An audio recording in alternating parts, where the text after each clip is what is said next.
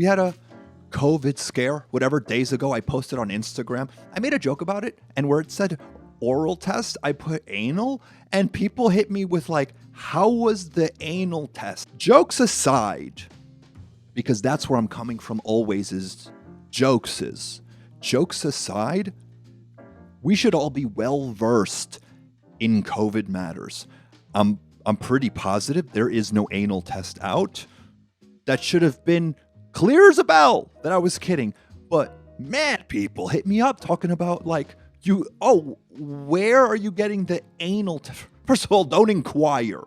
And also, they can't keep the vaccine in that way. We got a negative test result. It fucking could be wrong. And then I'm like, they got me it was one of the curative COVID testing. They promised a 24-hour turnaround time. It took 3 days. Who knows what I'm doing in those 3 days? Who knows what kind of obligations? Makes no sense. So many people were asking me if my girlfriend got the test.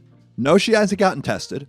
And even if this much time has gone by and we haven't passed it to each other, there's a bigger conversation to be had about the relationship. Right? The other day, my girl comes through straight out of Pleasantville. She shows me a TikTok, adorable TikTok, of this man who's got an 8-year-old spider monkey in a diaper, because that's how that happens. And he's unboxing presents, and it's brilliant. I see so much garbage content. This is garbage content in comparison to a little exotic monkey unboxing Amazon. And yo, I'm talking about like he was unboxing, like he understood what was garbage and what was the gift. My man went through packing peanuts and like the air bubble tape and was just like, no, these aren't assets, and would get to the gift, know how to unbox the most intricate items. I'm gonna have to drop the clip. And for a few seconds, I'm just gonna say nothing because I want you to view this insanity. What is that? What's it? Oh, there's 3 of them. Oh, there's 4 of them. What's in there? Open it up. What is that? What is that? What is that? What does that do, George? That's wild. That's crazy, dude. And undeniably, a stream of revenue that can replace any. That is so fun to look at. What I don't get how anyone ever watches operations of any kind. Like that show Scarred, where just skaters destroy their patellas and you just rewatch them put it back inside of their bodies. I don't fuck with that because I feel all of it. When I see, bro, I saw a nose job once. My whole swag was off for like 3 months. I had to weather it like Bell's palsy. Because in a way I was paralyzed. Crippled. Couldn't even look people in the eyes, dude. So I don't know how those become successful like that. Dr. Miami or fucking... I don't know how anyone watches a Brazilian butt lift and then pursues the same procedure. And then I hear stories about people who opt for local anesthetic so they can be propped up to view their own like knee surgery. What is life? What the fuck is life, dude? We don't relate. We don't relate, dude. Trump supporters, bat eaters. 2020 is teaching me crazy stuff. Mad stuff. You're gonna ask. We're here, bro. We're here. It's the fucking Barney and Frida show, dude. And we're here for it. I was like gonna playfully bring them up and say nothing like, oh, this one had a runny dump. No, Barney got stitches, dude. On his butt cheek, bro. A few days ago, I go to a park and we play. And they roughhouse. Frida's dense, like a bowling ball. And Barney is light and tender and fragile. And he's honestly like a set of wine glasses with a heartbeat. And they play rough, and I let them. And we were in this open grass field. I did eventually realize by the garbage cans, it was like broken glass, and I'm like, humans are garbage. I was like, if I had a flamethrower on me. But, bro, they have their play session. I get back to my house, and I walk them because that's what a pro does. And I walked them before I brought them back up into my residence. And as I'm doing that walk, and that means he rode my car in this condition. At the end of my walk, I'm looking at the back of Barney's thigh, and there is an incision, an inch tall, like a fucking coin slot, and I see white inside. And I'm like, are these my last words? and you don't want to give off anything because dogs just align with your vibe. You're nervous, they're nervous. You're happy, they're nervous. It's like, that's just what it is. So I didn't even want to, I was like, boy, gotta go potty. Let's get inside. I have a nervous breakdown. I walk into my house, I tell Shorty Rock, hey, someone put a $150 in our little boy, Barney.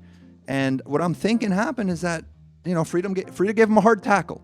Frida gave him a hard splash, and he wasn't ready for it. And he backed up into a broken piece of glass or stone or something. Pew, pew, pew, pew, pew. He was a fucking tough boy, dude. He never even noticed anything was wrong. I'm going to bring it up for the third time, and I'm going to flip-flop on a previous opinion that I shared with you all. Flight Attendant is a trash show. I can't fall in love with the lead character.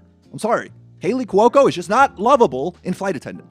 Because now, right? And if this is the first time you're listening to this, I'm going to catch you up. Flight Attendant on HBO Max with Rosie Perez, while she internally tries to fight not doing the Running Man in a purple leotard. Fight the power!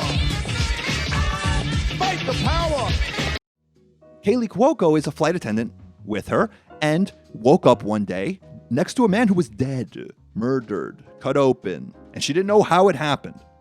So there's always that possibility that she has a screw loose, right? Because all we're learning is that she's an unstable drunk, which is a disease, but she's a suspect, undeniably.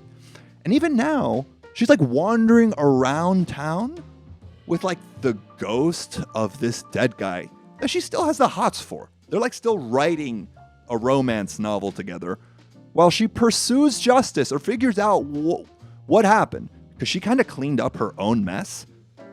And I'm like, what does a flight attendant know about making her presence disappear at a scene of a crime? Flight Attendant is only a departure from reality. Say it again. Because that ain't it. That show ain't it. Look, it got fun. But you know what? It's a pandemic. And I'm running out of content. One last thing I want to cover. Because there are some things that you'll rewatch and remember that this shit defined a chunk of time. Huh? Like how a PlayStation 1 came out, or how Jim Carrey movies hit the world, Adam Sandler. Do you guys remember motherfucking Austin Powers? What a gem. What a treat, bro. I saw I forgot what network even had it. All three movies. The 1, the 2. Austin Powers Part 2. The Spy Who Shagged Me from 1999. Holy fuck. It is a treasure chest of jewels that define the world over the next 10 years. It's insane. Starbucks is who they are because of this fucking movie. The first scene where they and this is the movie where they introduce, what's his name? Scott Green? What the fuck is his name? Dr. Evil's son is Seth Green. That's when they introduce Seth Green. They start the movie with a Jerry Springer scene. They bring Seth Green into his life as his estranged son. And the first scene with them together is in Dr. Evil's lair, where it's like it's sponsored by Starbucks. There's a Starbucks cup in front of all of these assholes. The whole shit is labeled Starbucks. They pitch Starbucks in Dr. Evil's lair. They also introduced Fat Bastard. Fat Bastard? Get in my belly. That was the most That was the most said phrase of the early 2000s. Mini-Me? The introduction of Mini-Me happened in that same scene, dude.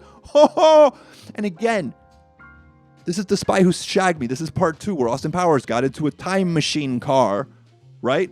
And drove into a party in the 70s with a 2001 Volkswagen Beetle. And no one had nothing to say. They were just like, woo! Rob Lowe then shows up in that movie as a 1970s number 2. Number 2. That guy? Huh. Who else? Will Ferrell shows up as a Moroccan hitman. Remember? Where they pretend to drive around the UK, but it looks like Southern California because they're obviously filming in Topanga Canyon.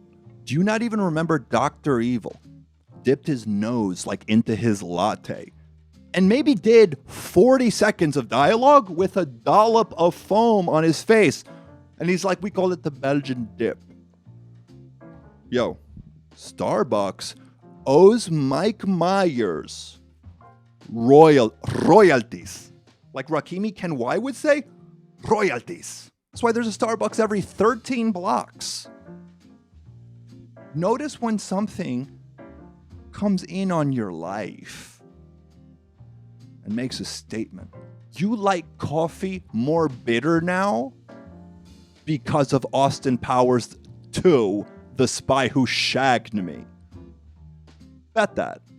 Austin Powers 2, The Spy Who Shagged Me came out in 1999, costing $33 million, right? And made $312 million box office, plus the entire cultural zeitgeist for the early 2000s. I'll let you, boy. We're done. We're done. Backing it up. Have a good one. Till nexties.